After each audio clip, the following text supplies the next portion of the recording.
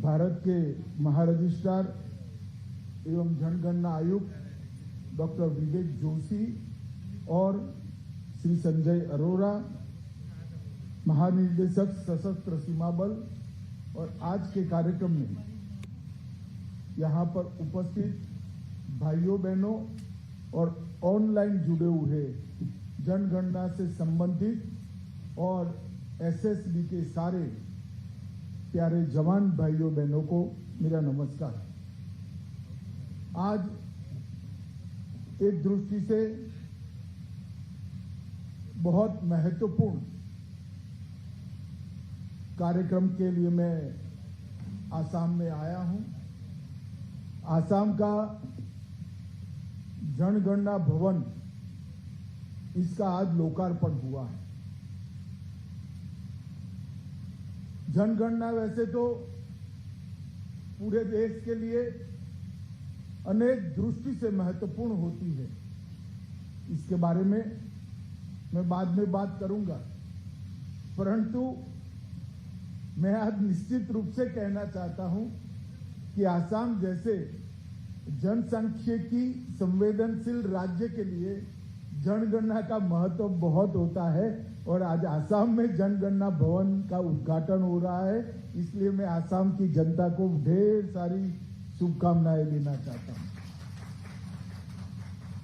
मित्रों, लोकतंत्र के अंदर हम जनमानस कुछ इस प्रकार से 75 साल में हो गया है कि मांगों के आधारित लोकतंत्र हुआ है। डिमांड ड्रिवन लोकतंत्र की रचना हो गई।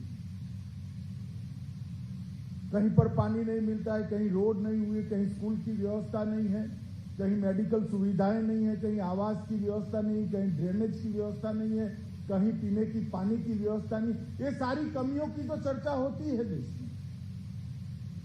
बहुत सारे पंडित ये कमियों के बारे में बात करते हैं, परंतु ये कमियां क्यों है, इस पर चर्चा कभी नहीं है। ये कमियां चुनाव का मुद्दा बनती हैं, ये कमियां सरकार बनाने और गिराने का कारण बनती है,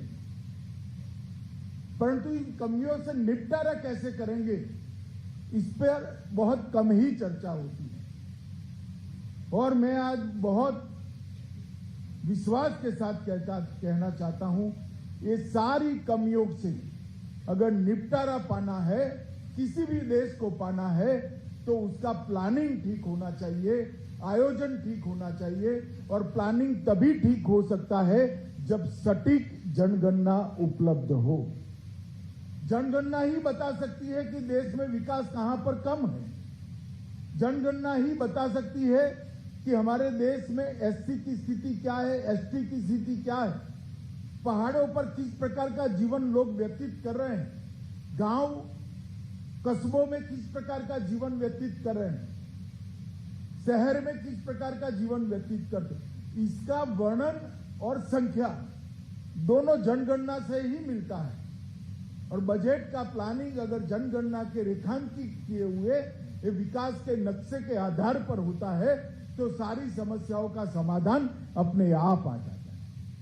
देश के प्रधानमंत्री नरेंद्र मोदी जी ने इसीलिए जनगणना को बहुत महत्व देने का, शुरू से ही उसको बहुत महत्व देने का निर्णय किया है। और अब गृह मंत्रालय ने तय किया है कि आधुनिक से आधुनिक तकनीक के आधार पर जनगणना को साइंटिफिक बनाया जाएगा, सटीक बनाया जाएगा, बहुआयामी बनाया जाएगा और उसके डेटा के विश्लेषण की सारी व्यवस्थाएं की जाएगी। और जनगणना को केवल जनसंख्या और जनसांख्यिकी के आंकड़ों के साथ नहीं, विकास के आयोजन का, विकास के प्लानिंग का आधार बनाने के लिए एक नई शुरुआत देश के प्रधानमंत्री नरेंद्र मोदी जी की शुरुआत में हुई, उनके नेतृत्व में हुई। और मुझे पूरा विश्वास है 2024 के पहले भले ही हमें कोविड ने हमारी स्पीड कम की हो, परंतु आरजीआई कार्यालय का संपूर्ण आधुनिकीकरण हम समाप्त कर देंगे। एक ऐसे सॉफ्टवेयर की निर्मित करेंगे जो अनेक प्रकार के काम एक साथ करेंगे। मैं आपको बताना चाहता हूं कि हमने जनगणना को बहुत हल्के से लिया। ये नाते हमने बहुत हल्के से लिया, समाज के नाते बहुत हल्के से लिया। जनसांख्यिकी, जनगणना जनसांख्यिकी की तस्वीर हमारे सामने लाती, डेमोग्राफिक चेंज की तस्वीर हमारे सामने लाती, देश का आर्थिक विकास का नक्शा और आर्थिक विकास में पीछे पड़ गए भौगोलिक क्षेत्र और सामाजिक समूहों को इंगित करती है, बताती है। सामाजिक संरचना में होते हुए बदलाव को भी यही जनगणना हमें परिचय कराती है और भाषा की और सांस्कृतिक परिचय भी यही जनगणना कराती है। इतने बहुआयामी एक्सरसाइज को, बहुआयामी कवायद को दुर्भाग्य से अब तक जितना महत्व मिलना चाहिए था वो नहीं मिला। और मैं बड़े विश्वास से हमेशा कहता हूं, विकास का खाका खींचना ये अच्छे जनगणना के रिपोर्ट के अलावे संभव ही नहीं है। और आप लोगों की रिस्पॉन्सिबिलिटी है, आप लोगों की जिम्मेदारी है कि ये देश विकास के रास्ते पर आगे चल पड़े। शायद और किसी ने जनगणना के साथ जुड़े हुए मेरे कर्मचारी अधिकारियों को महत्व न दिया हो, मगर मैं आपके काम की कठिनाइयों को जानता हूं। 130 करोड़ लोगों के घर घर जाकर घर की सारी सुविधाएं उनसे पूछकर, जबकि बहुत सारे लोग नॉन कोऑपरेटिव भी होते, बहुत सारे लोग अशिक्षित भी होते और बहुत सारे लोगों को ये पूरी एक्सरसाइज बहुत उपयोगी भी नहीं लगती, फिर भी आपने इतने सालों तक इसको ढंग से किया है, जिसके आधार पर आज एक विकसित भारत का नक्शा हमारे सामने खड़ा है। हम आजादी के 75वें साल में खड़े, आजादी का अमृत महोत्सव मना रहे हैं और हम सब ने तय किया है, मोदी जी के नेतृत्व में मोदी जी ने पूरे देश का आह्वान किया है कि देश जब आजादी की शताब्दी मनाता हो तो हर क्षेत्र के अंदर देश सर्वोच्च स्थान पर दुनिया में होना चाहिए। इस प्रकार का 25 साल का आयोजन हमने करना है और अगर 25 साल का आयोजन इस प्रकार से करना है तो देश की छोटी सी छोटी समस्या पर हमने काम करना पड़ेगा, छोटी सी छोटी समस्या का समाधान करना पड़ेगा। और इसलिए जनगणना बहुत ढंग से तैयार हो ये जरूरी है और इसमें ये भगीरथ काम में आप लोगों का और आपके साथ जो हंगामी रूप से जोड़ने वाले अनेक राज्यों के म्युनिसिपल कॉरपोरेशन के पंचायतों के जो कर्मचारी है, इनका काम बहुत कठिन है, मैं जानता हूं। जनगणना आंकड़ों का एकमात्र स्रोत होता है। सरकार की, राज्य सरकार और केंद्र सरकार दोनों की नीतियों के नियोजन और निरूपण इसी के आधार पर किए जाते हैं।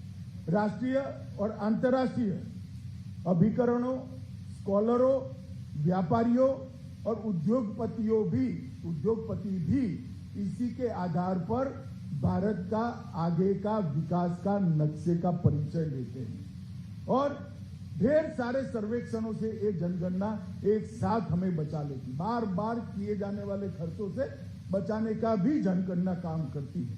मित्रों, अनुभव सिद्ध डाटा के आधार पर जो निर्णय लिए जाते हैं वो निर्णय परिणाम लक्ष्य होते हैं और परिणामदायी भी होते हैं। उनका लक्ष्य परिणाम की ओर होता है और उसका फल परिणाम के रूप में आता है।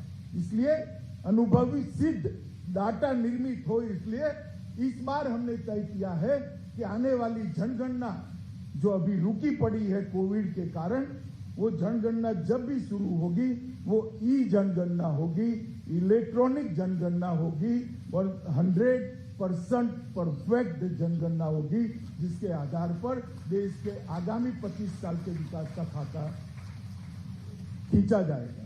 मित्रों, मैं आज जो भवन लोकार्पण हुआ है, इसके लागत और क्षेत्रफल और इसको ग्रीन भवन बनाया गया है, ये सारी बातों में जाना नहीं चाहता, परंतु मुख्यमंत्री श्री हेमंत विश्व शर्मा का बहुत बहुत धन्यवाद करना चाहता हूं कि इन्होंने इसके लिए भारत सरकार की मदद की है। मित्रों, जनगणना का जो काम है उसको हमने पेपर सेंसस से डिजिटल सेंसस की ओर मोड़ने का ये ऐतिहासिक वर्ष है। इसलिए इस बार आप सबका काम बहुत कठिन है।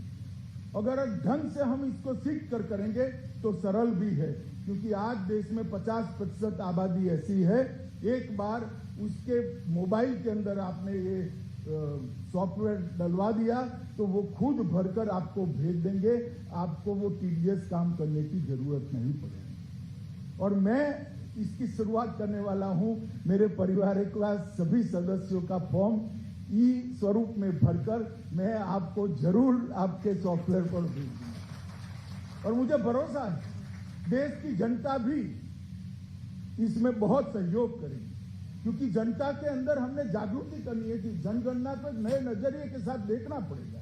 ये समय की जरूरियात और ये पूरी एक्सरसाइज हमने करते हैं, तब सरदार पटेल को जरूर याद करना पड़ेगा कि जनगणना संगठन जो अस्थायी स्वरूप में काम करता था, उसको सबसे पहले स्थायी स्वरूप देने का काम 1951 में हमारे पहले गृह मंत्री सरदार वल्लभ भाई पटेल ने किया था। और उस वक्त उन्होंने कहा था कि ये संगठन स्थायी होने के साथ ही भारत के विकास का नक्शा भी स्थायी रूप से बदलता भी रहेगा, आगे भी बढ़ता रहेगा। और अगर हमने ये काम को ठीक तरीके से नहीं किया तो बहुत अनडिजायरेबल रिजल्ट भी आए। मैं वाकई आज सरदार पटेल का रिपीट इसलिए करना चाहता हूं कि देश भर के जनगणना के साथ जुड़े हुए हमारे अधिकारी कर्मचारी यहां पर उपलब्ध हैं।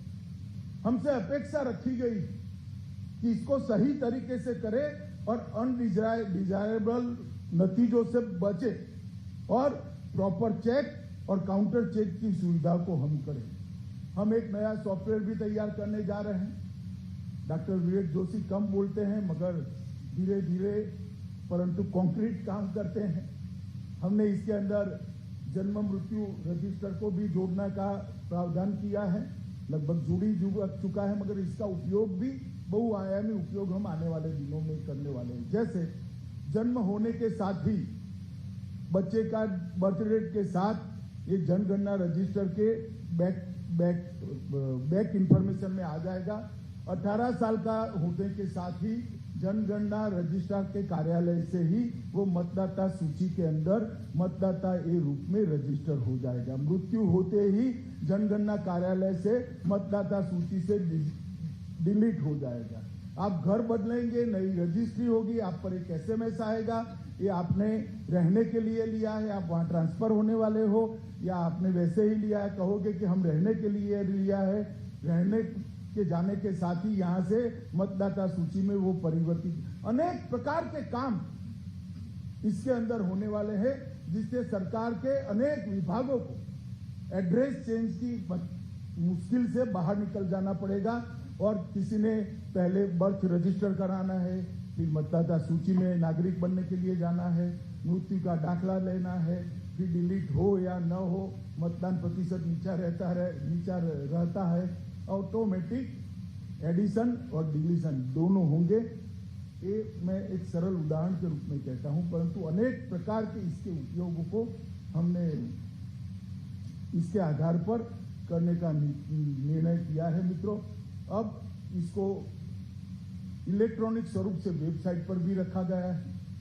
हमारा भाषा का मैपिंग भी आज इलेक्ट्रॉनिक और प्रिंटिंग दोनों स्वरूपों में देश के सामने रखा गया है। जो 2011 की जनगणना का है, इसको अब नियमित रूप से आगे भी रखा जाएगा, तो इस जनगणना का भी रखा जाएगा और अनेक प्रकार के कामों को हम इसके साथ जोड़ने वाले हैं। इसमें बहुत सारी जागरूकता की जरूरत है, मगर आप चिंता मत करिए, टेलीविजन चैनल्स, दूरदर्शन, बहुत सारे अखबारों को हम विनंती कर जागरूकता लाने के लिए इस बार प्रयास करने वाले हैं, क्योंकि डिजिटल जनगणना सफल होना देश के लिए बहुत जरूरी है। आपका जो ये प्रयास है सफल करने में ढेर सारे लोग आपका सहयोग करने वाले हैं। सिर्फ आप हिम्मत के साथ आगे बढ़िए तो अच्छे परिणाम आना निश्चित है। मित्रों, नागरिक पंजीकरण प्रणाली CRS को भी जैसा मैंने कहा 2024 तक हमने 100% रजिस्ट्रेशन का लक्ष्य रखा है। 2024 तक हर जन्म का रजिस्ट्रेशन होगा, हर मृत्यु का भी रजिस्ट्रेशन होगा, और हर जन्म और हर मृत्यु का रजिस्ट्रेशन होने का मतलब है कि हमारी जनगणना ऑटोमेटिकली ही अपडेट हो जाएगी।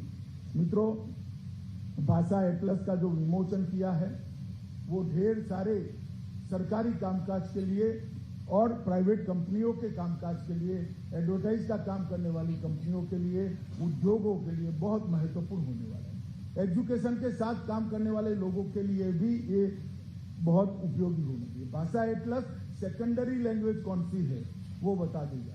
तो एजुकेशन की प्राइवेट इंस्टीट्यूशन जो एजुकेशन की योजना बनाएगी उनको भी ये बहुत उपयोग में आने वाला है। और मैं मानता हूं कि नई वेबसाइट का जो हमने आज यहाँ पर लोकार्पण किया है, इससे देश में ढेर सारे उपयोगों के लिए जनगणना का डेटा और इसका डेटा एनालिसिस दोनों के काम में आएगा, तो उसका फायदा ही होने वाला है। आज SSB के भी अनेक विध प्रकल्पों का यहाँ पर लोकार्पण किया गया है। देश के जनता के मन में SSB का शायद परिचय कम है, कंपैरेटिवली कम है। SSB सिर्फ बॉर्डर गार्डिंग फोर्स ऐसा नहीं है।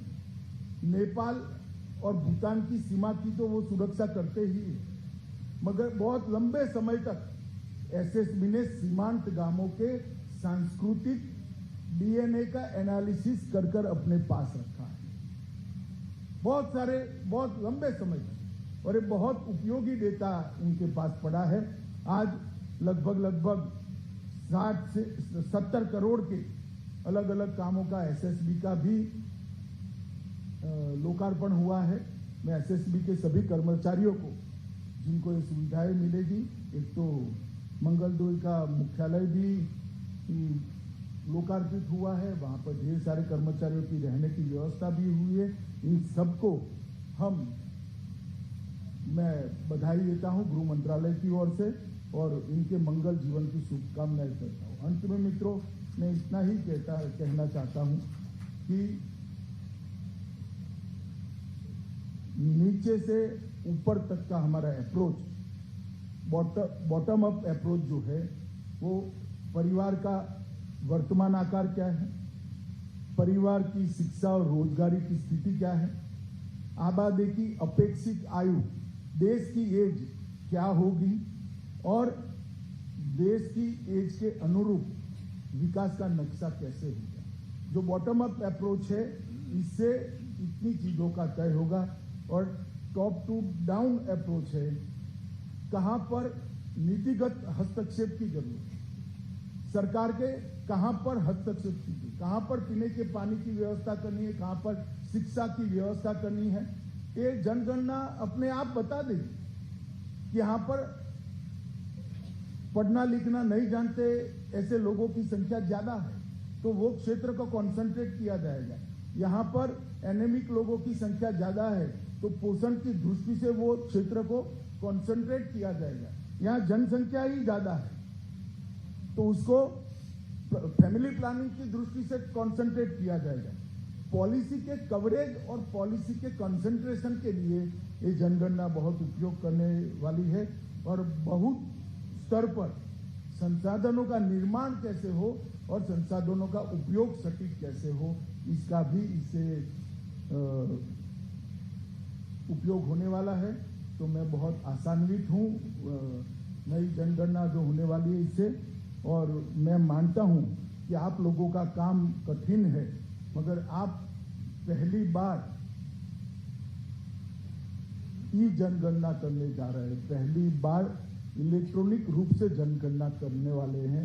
जब जनगणना का इतिहास सालों तक लिखा जाएगा, इसमें इस जनगणना में जो हमारे कर्मयोगी भाई बहन सम्मिलित है, उनका नाम सुवर्ण अक्षरों से लिखा जाएगा, क्योंकि जो शुरुआत करता है दुनिया उसको हमेशा याद करती है। तो मुझे मालूम है ये कठिन काम है, मगर हम सब ने मिलकर करना है, क्योंकि देश के विकास का आधार ये जनगणना की सफलता है। आज आसाम के जनगणना भवन का उद्घाटन हुआ है। देश का जनगणना भवन भी अगस्त तक बन जाएगा, उसे मुझे विवेक जी ने कहा है। और जनगणना करने वाले अपने घर में जल्दी पहुंच जाए, ऐसी हमारी भी इच्छा है कि अपने खुद के घर में बैठकर जनगणना का काम करें।